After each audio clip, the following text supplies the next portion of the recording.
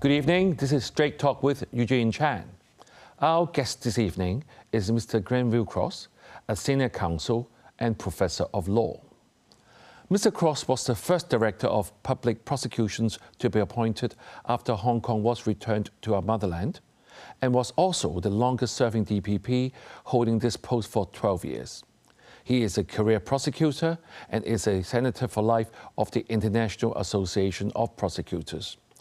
With that standing, he is most suitably qualified to talk to us about the rule of law in Hong Kong and whether it is under attack. Welcome, Grenville. Thank you very much, Eugene. So, Grenville, could we start by telling the viewers briefly about the rule of law of Hong Kong and why it is so important to all of us? Well, our legal system has been absolutely fundamental to our success since 1997. It underpins the rule of law.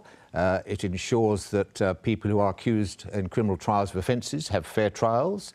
It ensures that people who go to court on whatever types of cases receive due process and fair hearings, and it provides a level playing field for the business and commercial worlds.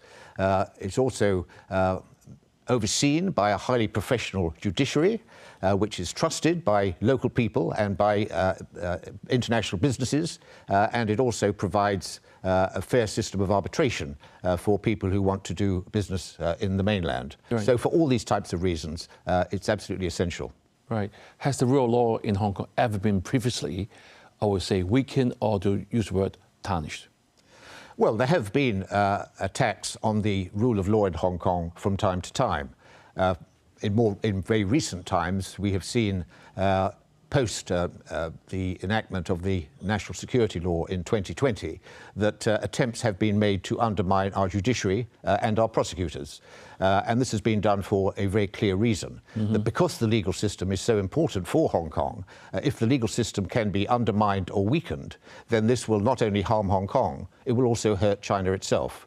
So people who are trying to harm our legal system have an ulterior motive, that they want to undermine Hong Kong's importance to China and thereby to damage China as well. So this is obviously very concerning. Yes. The World Justice Project's Rule of Law Index ranks Hong Kong 23rd globally out of 142, ahead of even of the United States and even some of the European countries.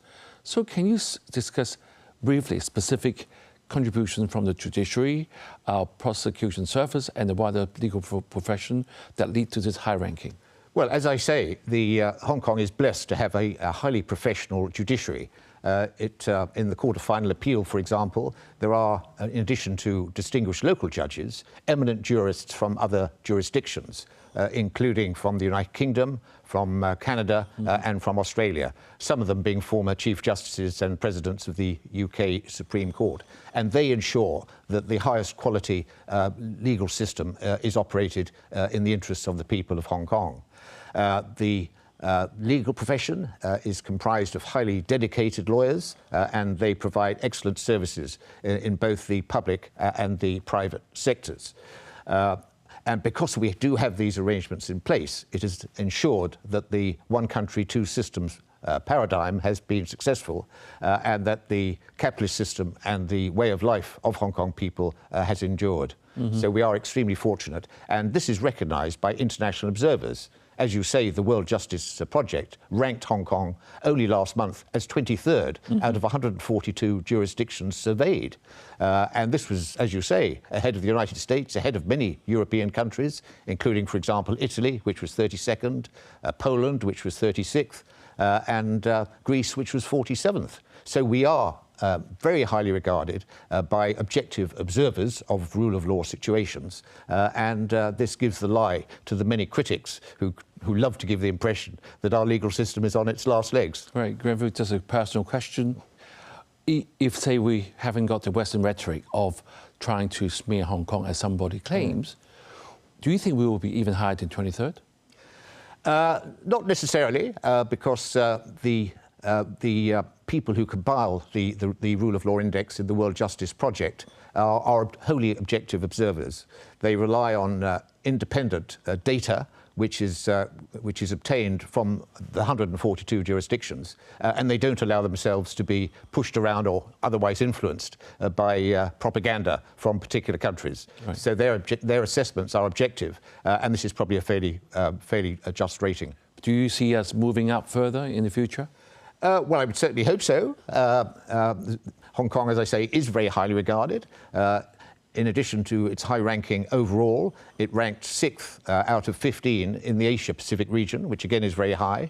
And there's absolutely no reason at all why, as things settle down and Hong Kong continues to expand its operations in finance, in arbitration and so on, that its situation should not improve. Just now you mentioned of the presence of overseas judges.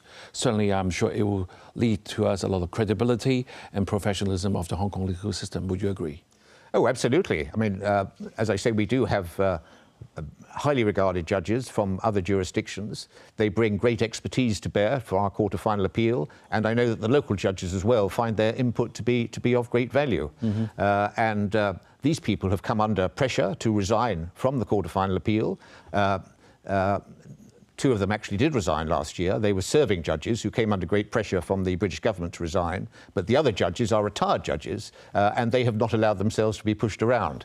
And they have made the point time and time again that the Hong Kong system works well, and that if the criticisms which are levelled against it by various powers, particularly in the United States, the United Kingdom, were true, then they themselves would resign from the Court of Final Appeal. But as they know they're not true, they have held their ground and refused to be pushed around in the best tradition of judges. Right. Grenville, if the recent Court of Appeal decision to quash the convictions of pro-democracy activists highlights the judicial robustness, can you explain to the viewers why they are still facing criticism over the handling of national security and protest-related cases? Well, of course, there was a lot of support in foreign parts for the protest movement in 2019, 2020. And that support continued even when it turned violent and huge damage was done to Hong Kong. Although the national security law has returned normality to Hong Kong and restored its equilibrium, the people who were behind the riots and the damage, the criminal damage and so on, are now facing the consequences. But the foreign powers are still giving them some support, and they are demonising the national security law, even though they themselves in many cases have national security laws of their own, which are far tougher than anything that Hong Kong has. Right. And so it's being used as a stick with which to beat Hong Kong. The fact that we do have an independent judiciary, the fact that we remain a common law system, is ensure that our legal arrangements are fairly applied, even under the new national security law arrangements. Right, Grenville, we have heard about this bill this week that a group of US lawmakers introduced calling on the US government to impose sanctions on 49 Hong Kong judges and legal professionals. So what grounds do they have that for the sanctioning? Well, this is absolutely extraordinary, but it's all part of the process to undermine Hong Kong. In the US, there is a group known as the Congressional Executive Commission on China, which is comprised of China bashers, and they do all they can to try and undermine China and to harm Hong Kong. Last year, they called for sanctions on Hong Kong prosecutors, for 15 prosecutors. In May, they asked President Joe Biden to impose sanctions on Hong Kong judges involved in national security law cases. Earlier this year, the same group even called on President Biden to close down Hong Kong's 3 economic and trade offices in the United States. So they're doing everything they can to try and harm Hong Kong. And as you say, the latest initiative is by a group of Congress people supported by the Congressional Executive Committee on China, who are now trying to intimidate our judges, our prosecutors and our officials with these sanctions, which is absolutely appalling and spits in the face of the rule of law. And indeed, what is particularly disgusting is that these are the same people who claim to support the international rules-based order. And here they are trying to intimidate and threaten Hong Kong judges, prosecutors and officials for only doing their job and for upholding the rule of law and bringing criminals to account, which is despicable. Right. Before the break, I want to ask you a direct question. Is this an attack on of our rule of law? It absolutely is. If judges feel threatened, or if prosecutors feel threatened, or if the legal profession feels threatened, then obviously it will create a climate of fear in Hong Kong, and that cannot be good for the rule of law. Right, Grenville. So what you're saying that this sanction will affect our legal system, and it will induce a climate of fear amongst our judges, legal professionals, or prosecutors. Would you call that manipulation and intimidation? Well, it's certainly intimidation. It's an attempt to influence judges not to be true to their oath. I mean, judges, when they're appointed, take an oath to apply the law without fear or favour and to administer justice impartially. This is an attempt to subvert their decisions and to push them into taking decisions which may not be justified on the facts of the case and in light of the law. And likewise with prosecutors, an attempt to intimidate them not to do their job.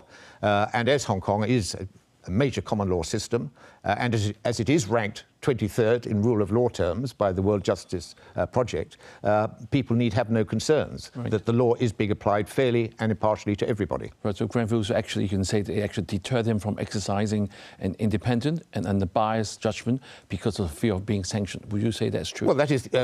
Of course, it's only a proposal at this stage. It's only a bill, and hopefully it will never see the light of day. But clearly the intention is to intimidate legal people in Hong Kong into not doing their duty and not fulfilling their responsibilities. All right, Grenville, let's take a break now. Viewers, stay tuned. We will be right back.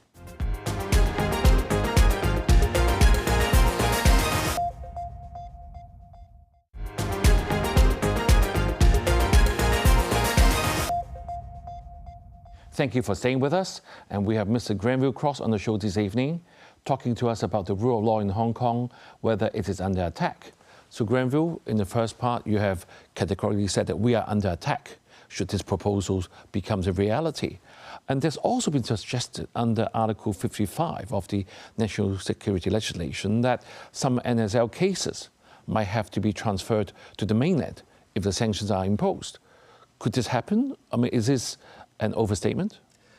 Theoretically, it could happen. If there's an involvement of external factors or foreign forces in a particular case, then this can be a possible basis for transferring a case to the mainland for trial. But equally, under the national security law, jurisdiction over national security cases is vested in the Hong Kong Special Administrative Region. And I imagine that will be observed, except unless wholly exceptional circumstances arise. Obviously, I don't have a crystal ball, but from my understanding of the situation, there is no sufficient basis at present to transfer a case out of Hong Kong. Right, Grenville. Just now you mentioned that there's a lot of the bill's motivation has been described as an attempt to weaken China by harming Hong Kong's legal system. So just explain to that connection. I mean, how much evidence do we have on that? Well, I mean, obviously, Hong Kong is very important to China. It is a centre for legal services. As is often said, it is a bridge between China and the West. Many Western countries have their businesses in Hong Kong. Their commercial enterprises are here doing business with China. When disputes, for example, arise over commercial enterprises in the mainland, provision is made for arbitration here in Hong Kong. And so Hong Kong is immensely important to China in various ways. And of course, it's a centre for the transfer of capital in and out of China. So in all sorts of ways, Hong Kong plays a vital role in China's development. And clearly, if Hong Kong could be harmed, as some people want to do, particularly its legal system, which is at the centre of things, then this will undermine China. And so people must understand that when people talk about these sanctions in the United States, their true aim is to try to hurt China, and they're not seriously concerned about other matters. Right. Do you believe the international community fully understands the complexity of Hong Kong's situation, especially in the context of the proposed bill by the US lawmakers? Well, I certainly hope they do. So far as I can tell, no other countries have come out in support of what the United States congressmen have proposed. There's been no support for it in Canada, in the United Kingdom, in Australia, New Zealand, the other Five Eyes partners. In September, the British Foreign Secretary, James Cleverly, said that the Hong Kong courts remain independent. And I imagine, even though he might not like to come out and say it in the open, that he will be appalled by these threats to the judges, because the common law system, as he well knows, and other countries well know, continues to operate fairly here.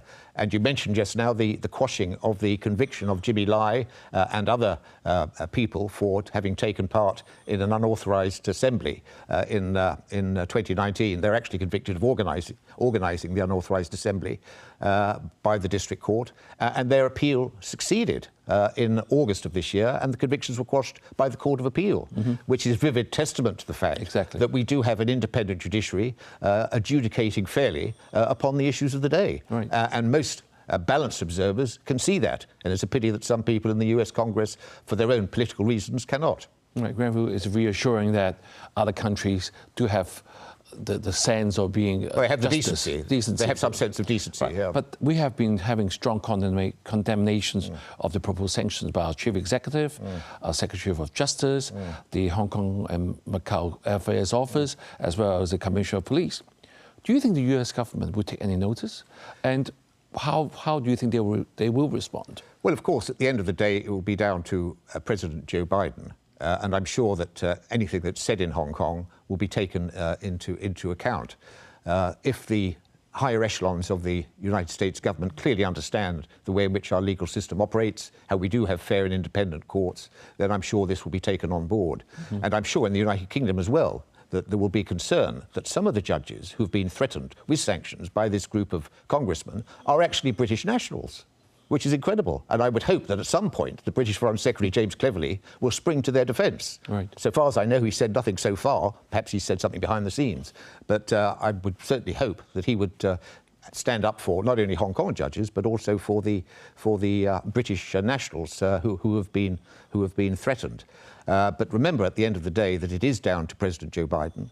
Last year, when the Congressional Executive Commission on China sought sanctions on prosecutors, President Biden didn't heed their call.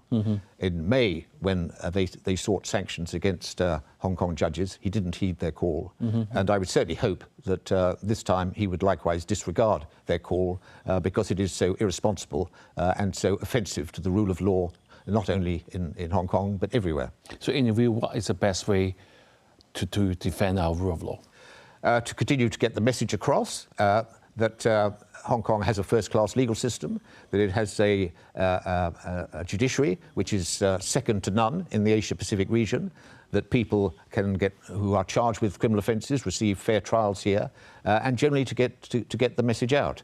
And we've seen that objective observers, such as the World Justice Project, once they do actually analyse the situation, realise how well Hong Kong is doing. Yes. And this message must be projected as much as possible around the world. Right, just to go back to the bill. The sponsor of the bill said that the aim is to hold Hong Kong officials accountable for human rights violations. So where do they get this idea of any officials have done that? Well, of course, there are highly vocal lobby groups in the United States, which include people who've been convicted of criminal offences in Hong Kong. And they are given access to congressmen, and they are highly vocal, maligning Hong Kong and presenting a false picture of the situation here. So it's very important that we do continue our efforts to make sure that people understand the position and that the propaganda does not prevail. All right. Just now you mentioned the trial of Jimmy Lai. Of course, we are not going to talk about the details of the trial. We just mentioned what has happened in the news. The trial of Jimmy Lai does attract a lot of attention and criticism from the international community, which is a fact. And I read that a group of Catholic cardinals or bishops actually recently launched a joint petition calling on our SAR government to immediately and unconditionally release Jimmy Lai, who is a Catholic himself. What is your comment on that? Well, this is quite a big question, Eugene. Yes. In fact, Jimmy Lai has two legal teams, one in Hong Kong and a so-called international legal team, which is based in London and which comprises a group of lawyers there. The legal team in Hong Kong has made clear it has nothing to do with the legal team in London. That legal team in London has been going around the world smearing Hong Kong and smearing Hong Kong's legal system. And it appears, from what I understand, that they have had a hand in recruiting these 10 clerics into issuing this statement on Hong Kong. And from what the clerics have said, it's absolutely clear to me that they haven't been briefed correctly about the situation by this international legal team. For example, Mr. Lai was convicted in December of last year of fraud and sentenced to 5 years, 9 months imprisonment. So he is a convicted fraudster. So how the government can simply let him go, as the 10 clerics are asking, is beyond belief. Those clerics, therefore, are living in cloud cuckoo land, and they have fallen easy prey to the propagandists such as this international legal team. And it's clear that the clerics were not properly briefed, that Jimmy Lai will receive a fair trial, that he'll only be convicted if the prosecution case has proved guilt beyond reasonable doubt. At his trial, the presumption of innocence will apply. He will be entitled to lawyers to defend him. He will be entitled to all the traditional common law protections which exist in criminal trials, not only in Hong Kong, but throughout the common law world. If at the end of the day he's convicted, he will have a right of appeal, and he may succeed, just as he succeeded in his appeal against the unauthorised, organising unauthorised assembly conviction. So all the protections that are guaranteed by the International Covenant on Civil and Political Rights will be available to Jimmy Lai in his forthcoming trial, and it's absolutely clear that the 10 clerics were wholly unaware of that. Right. Grenville, with all the things you've mentioned in this show, why do you think still some of the international community have different perspectives on the rule of law and the implementation of the NSL in Hong Kong? Well, there is a definite attempt to demonise the national security law. It's all part of the ongoing movement, which is particularly strong in the United States, but it also exists in the United Kingdom and elsewhere, to put Hong Kong in a bad light. The best way of weakening Hong Kong, of course, is to denigrate its legal system. Right. And that, as I've indicated already, will have a knock-on effect on China itself. So this needs to be put in its overall perspective of the global rivalry that now exists between China and the United States, and Hong Kong is caught in the crossfire. Right. Objective observers realise that Hong Kong maintains a highly effective common law legal system, that the rule of law is intact, but the propagandists of the United States and elsewhere try to diminish it for their own political reasons, namely to diminish China. Right, you just mentioned with the current climate of geopolitical tensions, this main campaigns is against our city, and the government doing all that they can do to refute them effectively. Yeah. So how about as individuals? I'm sure the viewers are going to ask you, what can we do to protect our city's reputation, in short? Well, many people in Hong Kong, of course, have contacts elsewhere around the world. Hong Kong is an international city. People come and go. They have relatives living in other jurisdictions. And it's very important they take every opportunity they can to get a positive message out about Hong Kong, because it's vital that people elsewhere understand how well our legal system is working and how Hong Kong is faring very well these days. Right, Grenville, I think this is all the time we have, and thank you very much for this important conversation. Hong Kong's reputation for the rule of law appears to be under threat, and we must stand firmly on our principles, as we know that justice will prevail. Allow me to share a quote from British philosopher John Locke: "The end of law is not to abolish or restrain, but to preserve and enlarge freedom." Have a good evening, and see you next week.